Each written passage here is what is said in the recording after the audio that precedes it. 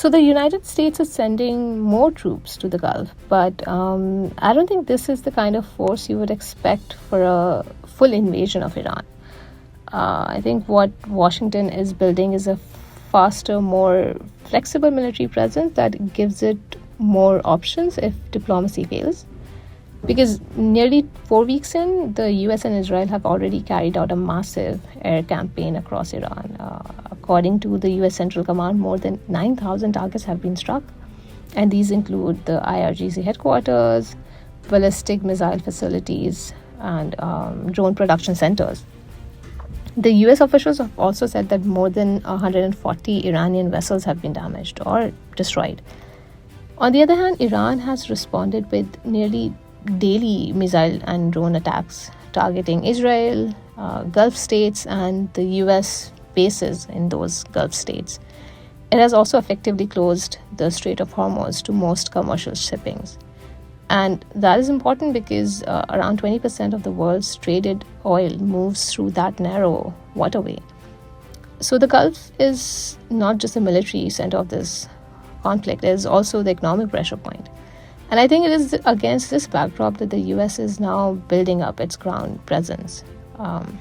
Earlier this week, Pentagon ordered about 2,000 troops from the US Army's 86th Airborne Division to begin moving to the Middle East, and that is on top of 2 Marine expeditionary units that are already heading towards the region from opposite sides of the Pacific.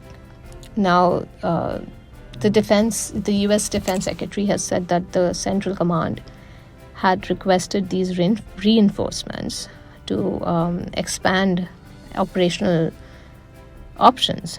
Altogether, these deployments add nearly 7,000 extra troops to the region since the war began. And the next question would be what can these troops do? But they probably can't invade Iran with that number because to put things into perspective, the 2003 invasion of Iraq required around 160,000 troops, and Iraq is only about a quarter the size of Iran.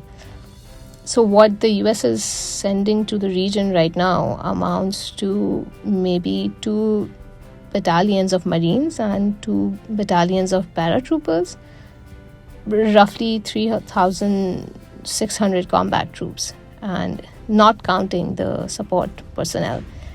And analysts have been saying that this force is too small for a major ground war, and it lacks the heavy armor and logistics needed for a prolonged campaign.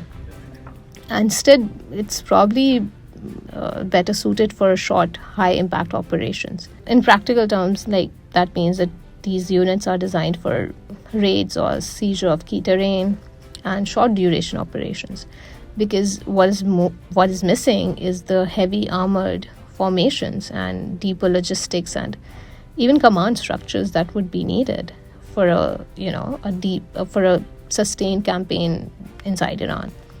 Now, at least 3 possible missions have been discussed in Washington. The first is seizing or blockading Kharg Island, which is a small coral island off of Iran's southwestern coast. But it's important because it handles about 90% of Iran's oil exports.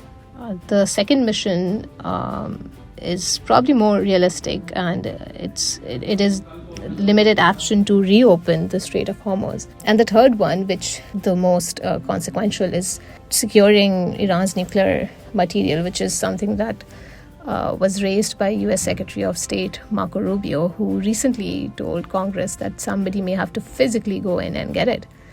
And but that option is the least realistic with the forces now moving, because securing nuclear material inside Iran would require a much larger and more sustained ground presence. I think the main point of this buildup is possibly leverage, and that, of course, would bring us to the diplomatic side of this conflict, because this military buildup is happening at the same time as a very uncertain negotiation track. The US has, through Pakistan, shared 15 points of agreement with Iran for peace talks, and On the other hand, Iran says there are no direct negotiations, and it says that it has received messages from friendly states carrying US requests to end the war, and that they have appropriately responded to those requests.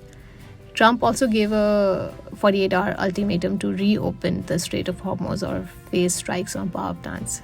But later, he extended that deadline by 5 days, saying that there had been productive conversations. Tehran, on the other hand, denied that there were any conversations happening with the US. Now, this is where Pakistan enters the picture, because Pakistan has positioned itself as a possible mediator. Army Chief Field Marshal Asim Munir spoke to Trump on Sunday. Prime Minister Shehbaz Sharif then spoke to the Iranian president on Monday. In both those conversations, the need for de-escalation was stressed. Later, Prime Minister Shehbaz Sharif made a public offer saying that Pakistan stands ready to host meaningful talks in Islamabad. Trump then reposted that offer on Truth Social. So I think the military and diplomatic tracks are now running side by side, and that is probably the best way to understand these troop movements across Gulf.